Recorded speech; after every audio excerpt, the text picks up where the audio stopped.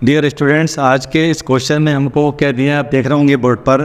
What is the ratio between the area of A square, okay, and the area of the square built on the diagonal of the square. यानी हमको एक ऐसा question दिया है जिसमें हमें square दिया है ना, और स्क्वायर के जो डायगोनल है उस पर भी एक और स्क्वायर बना है, तो उन दोनों के बीच का जो एरिया का रेशो है हमको निकालना है।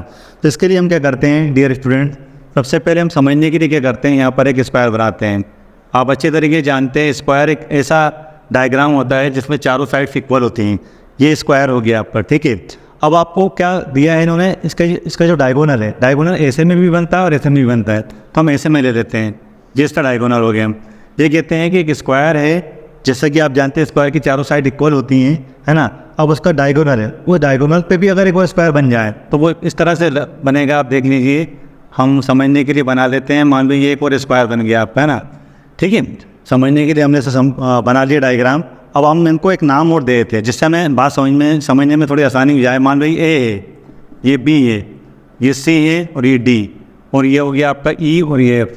तो एक स्क्वायर कौन सा हो रहा है डियर स्टूडेंट, एक स्क्वायर हो रहा है ए बी सी डी, और एक और स्क्वायर हो रहा है जो बड़ा स्क्वायर है वो हो गया ए सी ई एफ।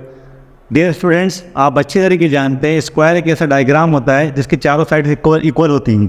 तो हम क्या करते हैं, यहाँ पर मान लेते हैं कि ये जो स्क्वायर है वाला ए बी सी डी, इसकी सारी साइड्स ए हैं। मान लो ये भी ए है, ये भी ए है, ये भी ए है और ये भी ए।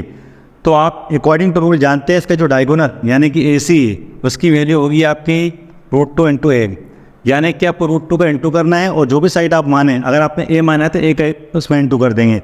यानी जो स्क्वायर है आपका ए बी सी डी, उसका डायगोनल कितना है √2a। तो अब इसका मतलब ये हुआ कि जो इसके डायगोनल पे जो स्क्वायर बन रहा है वो सबके साइड कितने होगी, ये भी √2a होगा, ये भी √2a होगा और ये भी √2a होगा।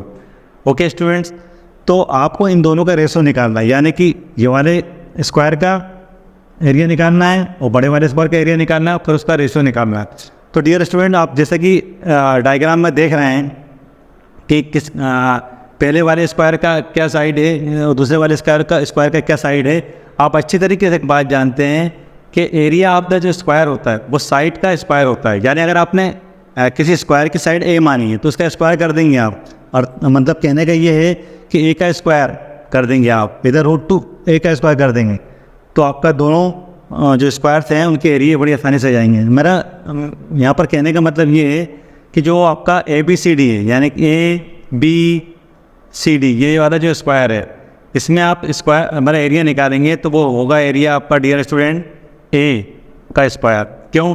क्योंकि वो जो स्क्वायर है उसके साइड कितनी ए, और जो आपका दूसरा वाला स्क्वायर है जैसे कि हम नाम दे दें ए सी, है ना, ई एफ, तो यहाँ पर साइड क्या हो रही है, यहाँ पर साइड हो रही है √2a, यानी ये भी √2a, ये भी √2a, ये भी √2a।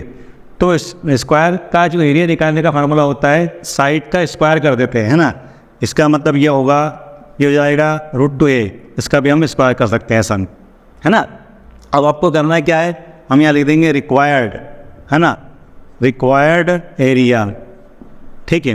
कैसे निकालेंगे आप, ये वाला जो स्क्वायर है इसका आप यहाँ पर वैल्यू रख देंगे, इसी तरह से यहाँ पर जो आपका आया है इसकी वैल्यू रख देंगे।